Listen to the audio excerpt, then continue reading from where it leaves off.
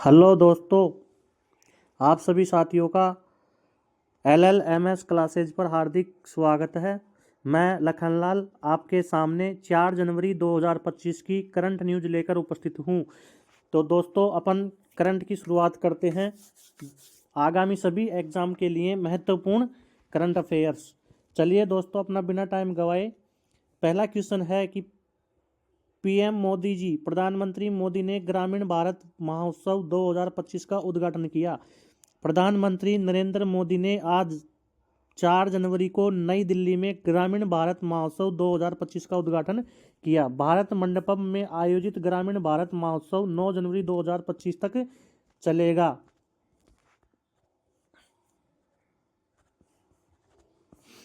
ग्रामीण भारत महोत्सव 2025 का विषय है विकसित भारत 2047 के लिए आत्मनिर्भर ग्रामीण भारत का निर्माण। विकसित भारत 2047 के लिए आत्मनिर्भर भारत ग्रामीण भारत का निर्माण। इस दौरान जीवंत प्रस्तुतियों और प्रदर्शनियों के जरिए भारत की सांस्कृतिक धरोहर का प्रदर्शन किया जाएगा।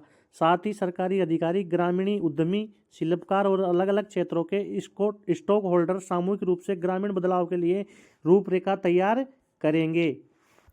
दूसरा क्वेश्चन है, kho kho federation of India ने ट्रॉफी और शुभंकर का अनावरण किया है। Kho kho federation kho kho federation of India ने 3 जनवरी को पहले खो खो वर्ल्ड कप के लिए विश्व कप के लिए ट्रॉफी का अनावरण किया है। Kho kho federation of India के अध्यक्ष कौन है? सुधांशु मित्तल ने विश्व कप ट्रॉफी का अनावरण किया है। Kho kho federation of India के अध्यक्ष कौन है? सुधांशु मित्तल है। और 3 जनवरी को खो खो वर्ल्ड कप के लिए ट्रॉफी का अनावरण कर दिया गया है। पहला खो खो विश्व कप दिल्ली के इंदिरा गांधी इंडोर स्टेडियम में 13 से 19 जनवरी 2025 को खेला जाएगा। पहला खो खो वर्ल्ड कप दिल्ली के इंदिरा गांधी इंडोर स्टेडियम में 13 से 19 जनवरी को खेला जाएगा। फेडरेशन ने टूर्नामेंट के आधिकारिक शुभंकर मैस्कॉट के रूप में काम करने वाली जोड़ी तेजस और तारा और तारा को भी पेश किया गया है। ये विश्व कप भारतीय खेल प्राधिकरण के तत्वावधान में आयोजित किया जा रहा है। विश्व कप भारतीय खेल प्राधिकरण के तत्वावधान में आयोजित किया जा रहा है। टूर्नामेंट में 6 महाद्वीपों के 24 देशों की 21 पुरुष और 20 महिला टीमें हिस्सा लेगी। 1996 में पहली बार खो खो की एशियाई चैंपियनशिप हुई थी, जबकि 2010 में से इंडोर मैट पर खेला जा रहा है। 1996 में पहली बार खो खो की एशियाई चैंपियन हुई थी और 2010 से इंडोर मैट पर खेला जा रहा है। और ये विश्व का पहला वर्ल्ड कप का खो खो मैच है, खो खो वर्ल्ड कप है जो दिल्ली के इंदौर स्टेडियम में खेला जाएगा। अब तक कुल 15 खो खो खिलाड़ियों को अर्जुन अवार्ड से सम्मानित किया जा चुका है। अगला क्वेश्चन है दोस्तों, 23 देशों की 27 हस्तियों को मिलेगा 18वां प्रवासी भारतीय पुरस्कार। प्रवासी दिवस कब मनाया जाता है? 9 जनवरी को। और क्यों मनाया जाता है? 1915 में गांधी जी साउथ अफ्रीका से कहाँ आए थे? भारत आए थे। तो 3 जनवरी को 18वें प्रवासी भारतीय सम्मान पुरस्कारों का ऐलान कर दिया गया है और राष्ट्रपति द्रौपदी मुर्मू जी के द्वारा ये दिए जाएंगे। प्रवासी भारतीय दिवस सम्मेलन के समापन सत्र। प्रवासी भारतीय दिवस कब मनाया जाता है? 9 जनवरी को। और उसका समापन सत्र होगा 10 जनवरी में। यह पुरस्कार देंगी। 17वें प्रवासी भारतीय पुरस्कार की तो ये तस्वीर है और 18वें प्रवासी भारतीय पुरस्कार की घोषणा हो चुकी है। कितने लोगों को देगी? 27 हस्तियों को। कितने लोगों को मिलेगा? 27 लोगों को मिलेगा। ठीक है ना।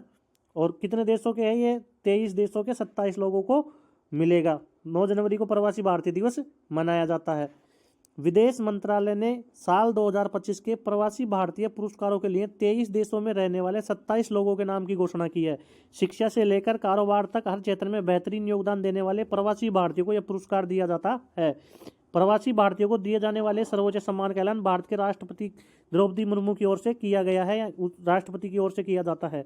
ओडिशा की राजधानी भुवनेश्वर में 8 से 10 जनवरी तक 18वें प्रवासी दिवस सम्मेलन का आयोजन किया जा रहा है। कहाँ किया जा रहा है? उड़ीसा के भुवनेश्वर में। ठीक है ना। 18वें प्रवासी भारतीय दिवस का सम्मेलन किया जा रहा है। ये विदेश में रहने वाले भारतीयों को दिए जाने वाला सर्वोच्च सम्मान है। 2003 में पूर्व प्रधानमंत्री अटल बिहारी वाजपेयी ने प्रवासी भारतीय दिवस सम्मेलन की शुरुआत की थी। ठीक है दोस्तों। आगे चलते हैं। SBI लॉन्च करेगा हर घर लखपति योजना। SBI कौन सी योजना लॉन्च करने जा रहा है?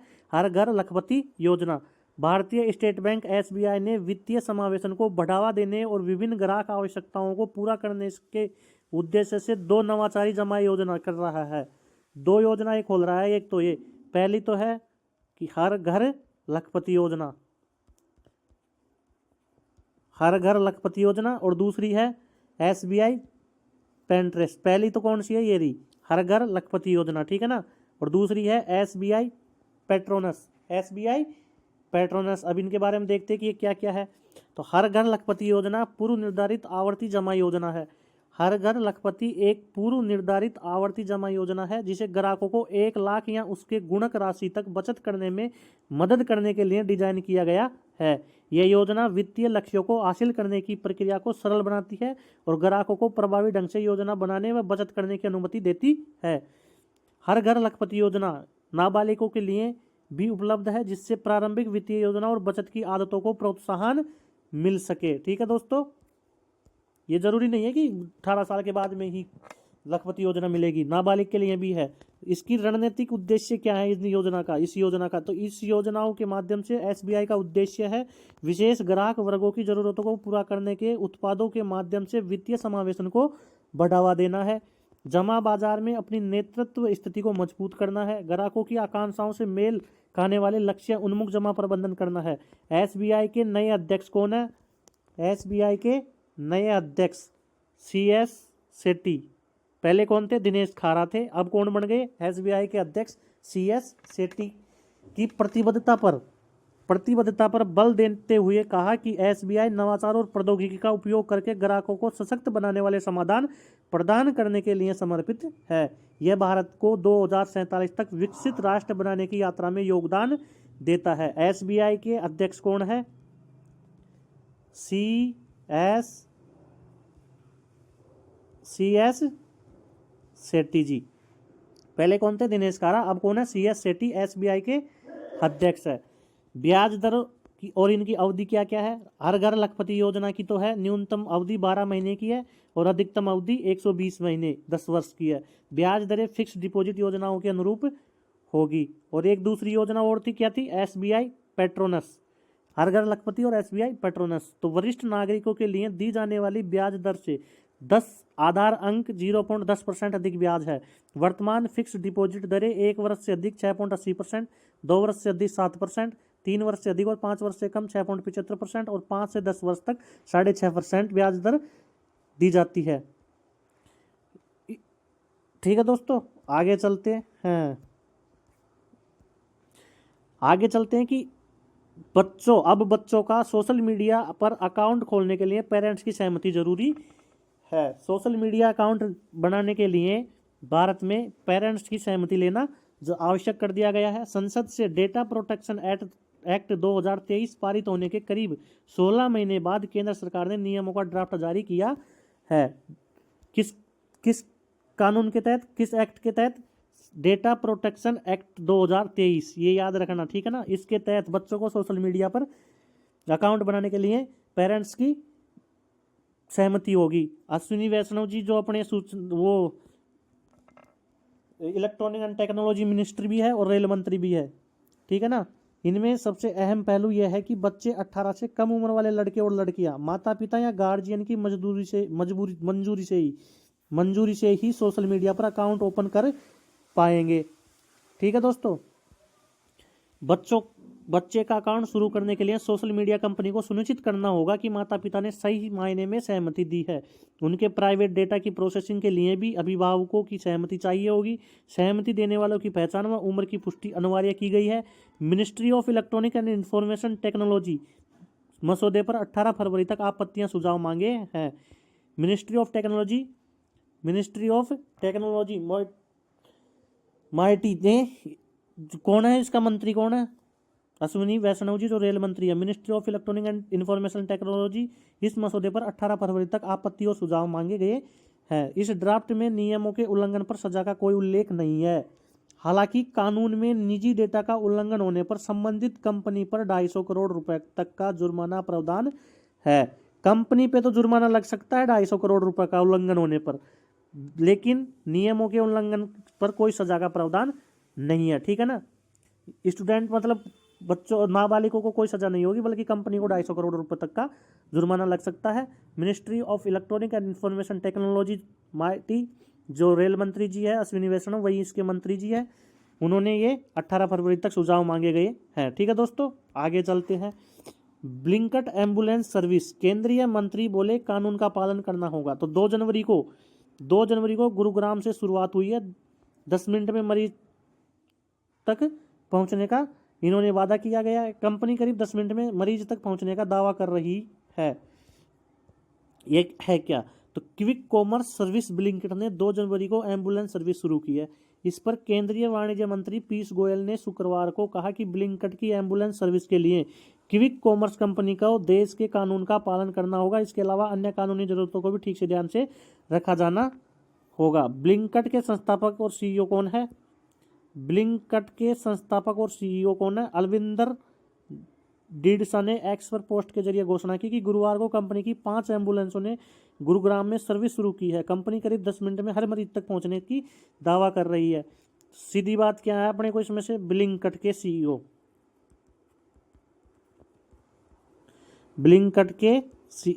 कौन है? अलविंदर ढींढसा।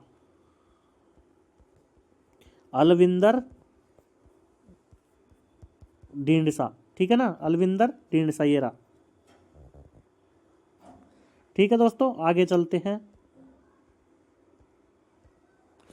आगे है कि भारत ने जीडीपी आधार वर्ष को संशोधित करके 2022-23 कर दिया है।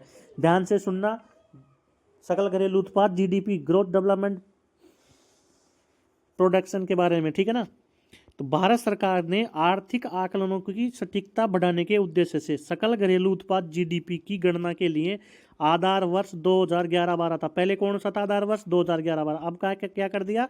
22 से 23 कर दिया। 2011-12 से क्या कर दिया दोस्तों? 2022-23 किसके लिए? जीडीपी की संशोधित कर दिया। आधार वर्ष जीडीपी निकालने के लिए आधार वर्ष बदलने की योजना की घोषणा की है। यह संशोधन जो 1 दशक से अधिक समय में पहली बार किया जा रहा है, मौजूदा आर्थिक परिदृश्य और संरचनात्मक परिवर्तनों को बेहतर ढंग से प्रतिबंधित करेगा। ठीक है दोस्तों, आगे चलते हैं। भारत जीडीपी का आधार वर्ष 2011-12 से 22-23 में बदल रहा है। मुख्य बिंदु क्या है?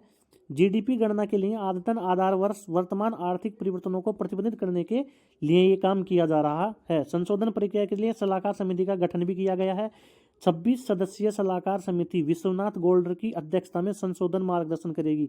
ये क्वेश्चन इंपॉर्टेंट है बैंकिंग सेक्टर वालों के लिए कि जो जीडीपी के लिए जो आधार वर्ष रखा गया है 22-23, जीडीपी के लिए जो आधार वर्ष रखा गया है कौन सा? 22-23। ठीक है ना, उसकी अध्यक्षता जो समिति बनाई है उसके लिए समिति बनाई गई है, उसकी अध्यक्षता कौन करेगा? उसकी अध्यक्षता विश्वनाथ गोल्डर।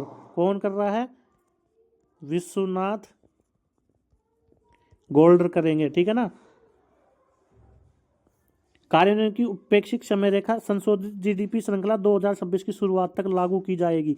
ये जो जीडीपी का आधार है 2022 से 2023 किया जा रहा है, वो 2026 तक रहेगी। और 26 सदस्यीय सलाहकार समिति भी बनाई गई है, उसके अध्यक्ष है विश्वनाथ गोल्डर। ठीक है ना, सांख्यिकी और कार्यक्रम पहले मोस्पी जनवरी 2025 से पीएलएफएस के मासिक अनुमानों की शुरुआत करेगा और सटीकता बढ़ाने पर नए आर्थिक क्षेत्रों और परिवर्तनों पर प्रतिबिंबित करने पर ध्यान केंद्रित करेगा।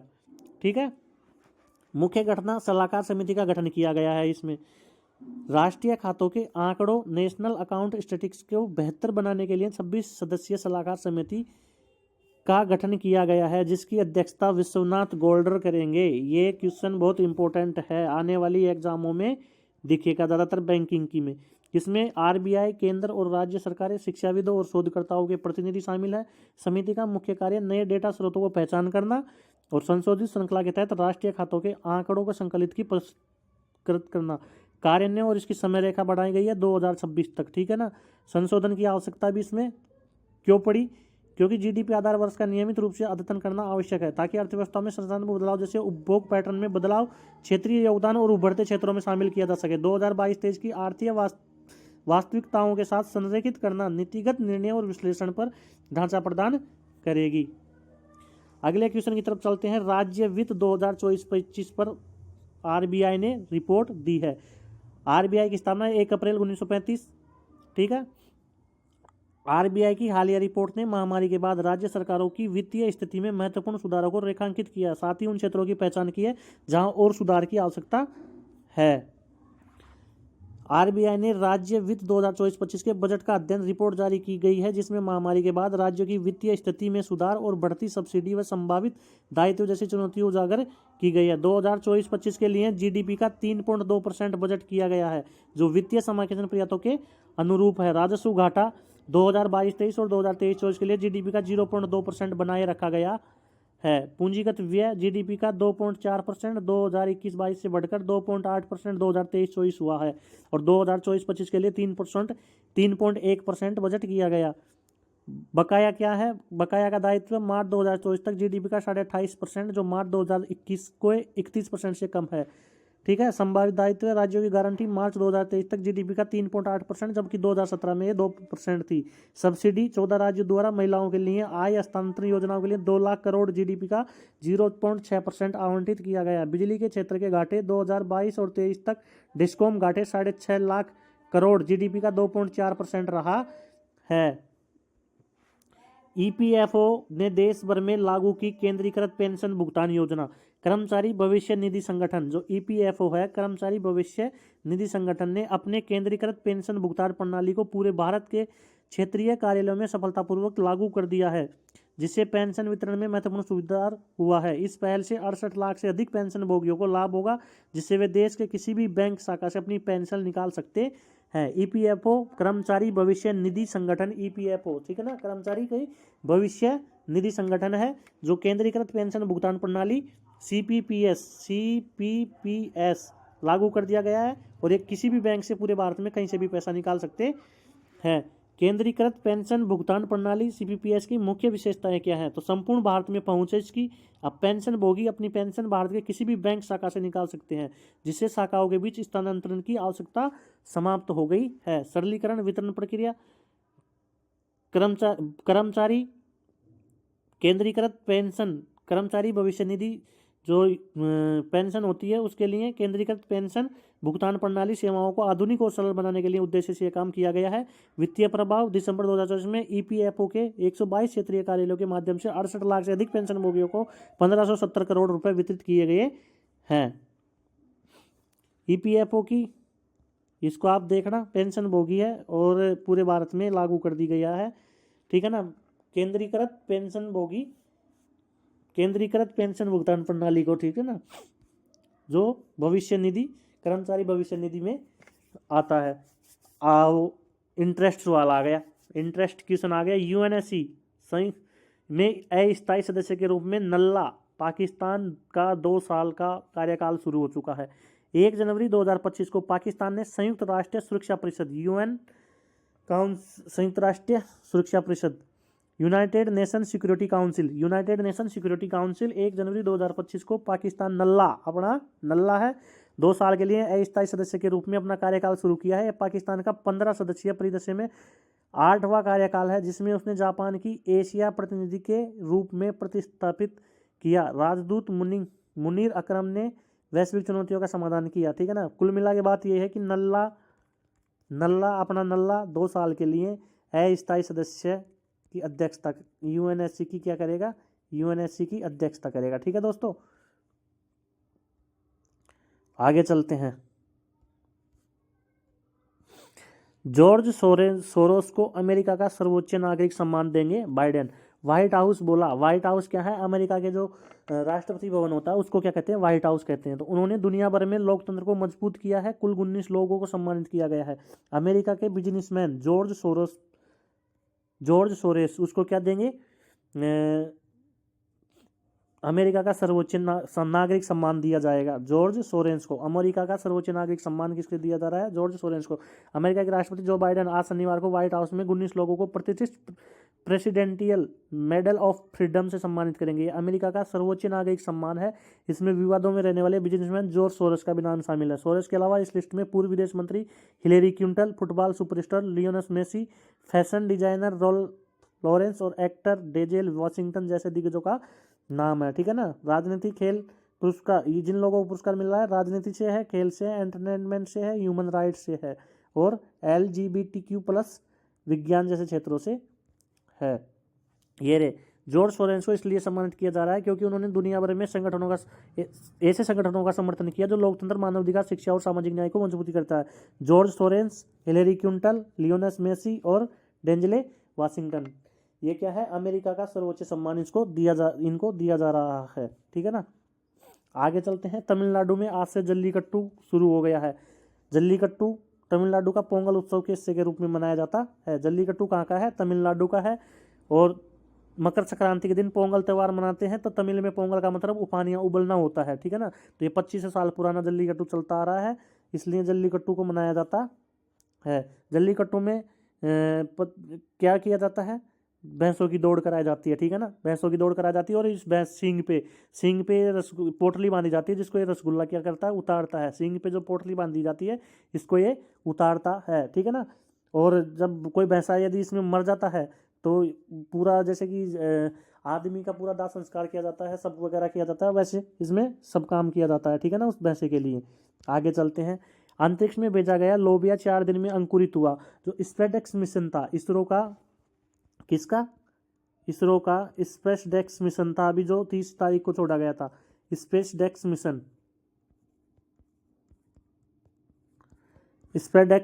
मिशन था, यानी स्पेस डॉकिंग एक्सपेरिमेंट मिशन जो लॉन्च किया गया था, उसमें लोबिया भेजा गया था। तो क्या इस मिशन के तहत PSLV C-60 रॉकेट से 2 स्पेस क्राफ्ट को पृथ्वी से 470 किलोमीटर ऊपर डिप्लॉय किया गया है। ठीक है ना। स्पेस डॉक्स मिशन था, इसको PSLV C-60 के तहत छोड़ा गया था और पृथ्वी से 470 किलोमीटर ऊपर डिप्लॉय किया गया था। ठीक है।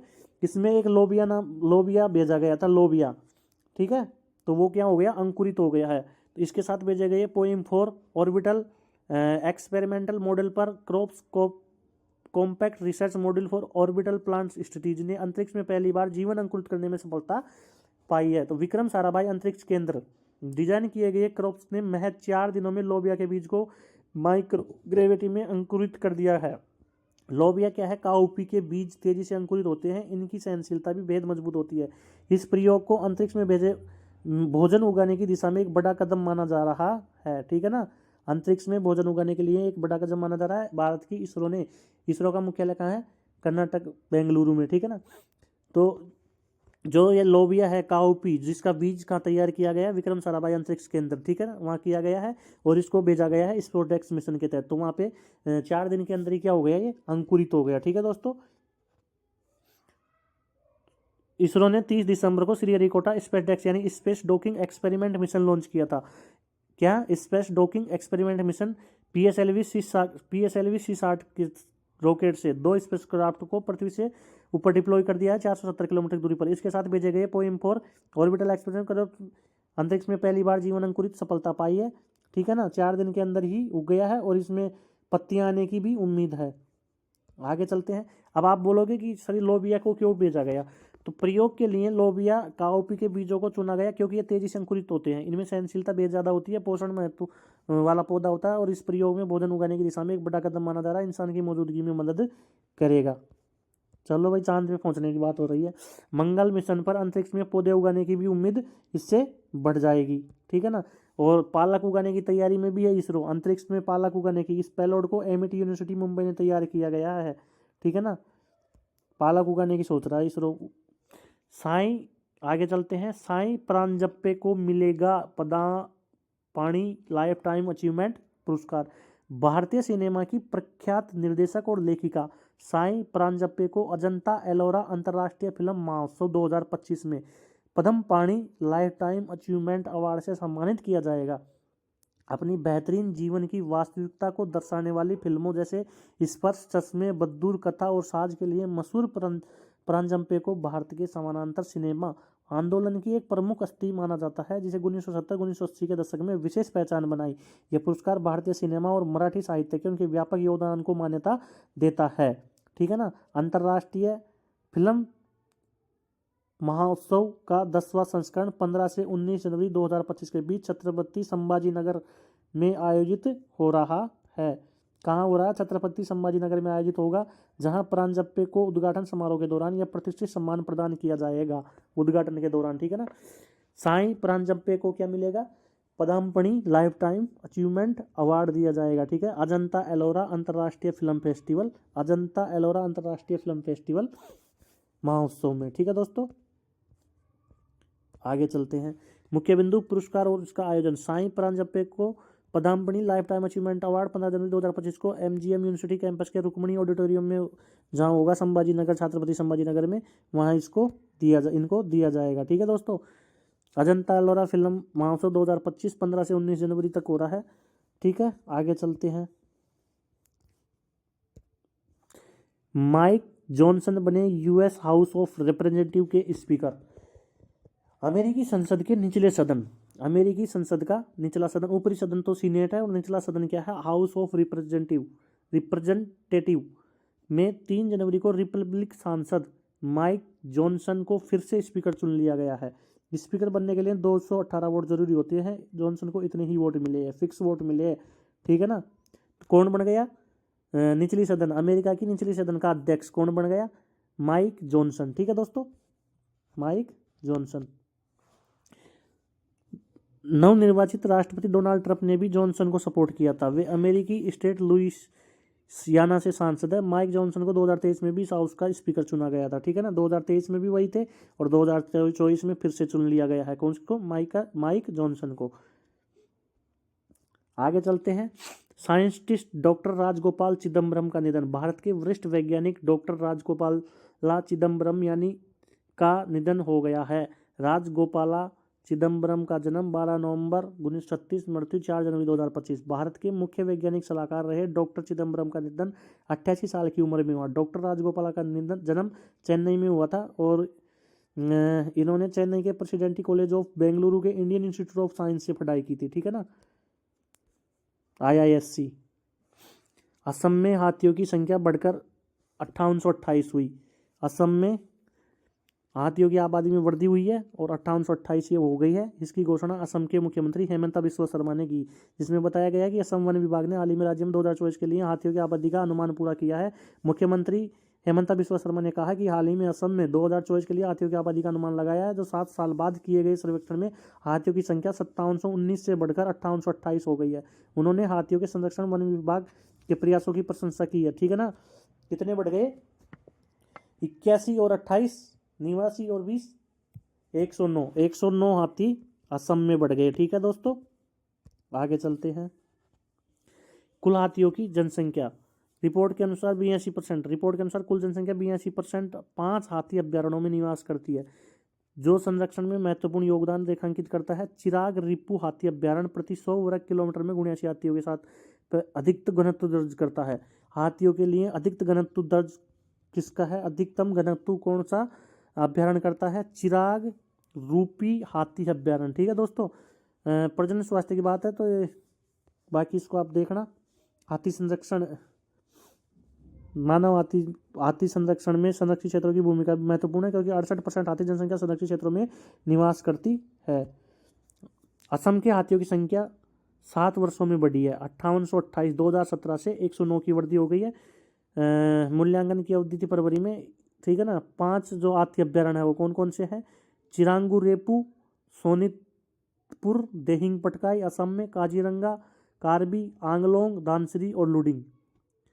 चिरांग रेपू असम का, सोनितपुर देहिंग पटकाई काजीरंगा कार्बी आंगलोंग और धनाश्री लुडिंग। चिरांग रिपू 79% हाथी 100 किलोमीटर में और धनश्री लुडिंग 6 हाथी प्रति 100 किलोमीटर में। ठीक है ना। संबंधित क्षेत्र जनसंख्या 68%, प्रतिबंधित वन क्षेत्र 30.4%। आगे चलते हैं। 4 जनवरी का इतिहास। आज का इतिहास मतलब 4 जनवरी का इतिहास। 4 जनवरी 1809 में आज ही के दिन फ्रांस में एक छोटा कस्बे कुप्रे में लुई ब्रेल का जन्म हुआ था। ठीक है। लुई ब्रेल का जन्म 4 जनवरी को हुआ था और इन्होंने 1825 में नेत्रहीनों के लिए ब्रेल लिपि का आविष्कार किया था। ब्रेल, इसका मतलब ये हो गया कि लुई ब्रेल दिवस कब मनाया जाता है, 4 जनवरी को मनाया जाता है। और ब्रेल लिपि लुई ब्रेल ने आविष्कार की थी और ये कहाँ के थे, फ्रांस के थे। ठीक है। 4 जनवरी 2010 में दुबई में दुनिया की सबसे ऊंची इमारत बुर्ज खलीफा का उद्घाटन हुआ था। बुर्ज खलीफा कहाँ है, दुबई में है। ठीक है। 1994 में 4 जनवरी 1994 में हिंदी फिल्मों के मशहूर संगीतकार R.D. बर्मन का निधन हुआ था। 4 जनवरी 1972 में नई Delhi institute of criminology and forensic science का उद्घाटन हुआ था। ठीक है।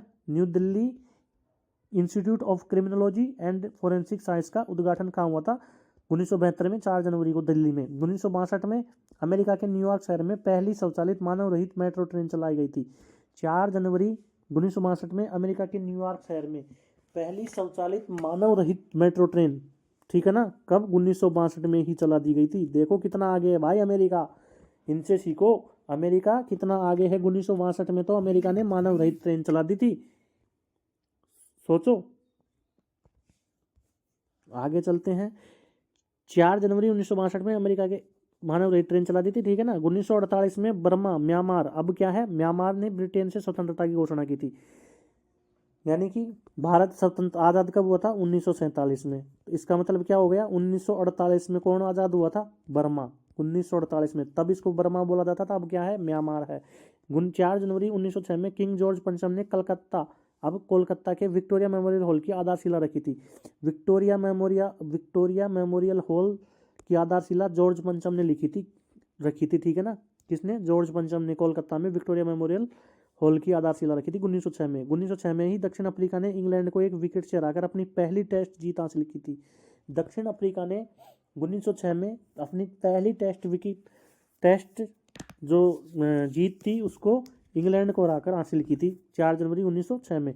1643 में मशहूर भौतिक विज्ञानी आइजैक न्यूटन का जन्म हुआ था। 4 फरवरी को आइजैक न्यूटन का जन्म हुआ था 1643 में। ठीक है। मर गया लेकिन हमारे लिए क्या क्या छोड़ गया, ये सेव गिरा, इसके माथे पे नहीं गिरता तो कोई दिक्कत ही नहीं थी। न्यूटन का नियम, गुरुत्वाकर्षण का नियम, बहुत नियम दे गया, ये तो बंदा कमाल कर गया। तो आज के लिए ख़त्म कहानी, आज के लिए इतना ही। सभी दोस्तों को, सभी को थैंक यू। ज़्यादा से ज़्यादा वीडियो को लाइक कीजिए, शेयर कीजिए और चैनल को सब्सक्राइब कीजिए। धन्यवाद आप सभी को। राम राम।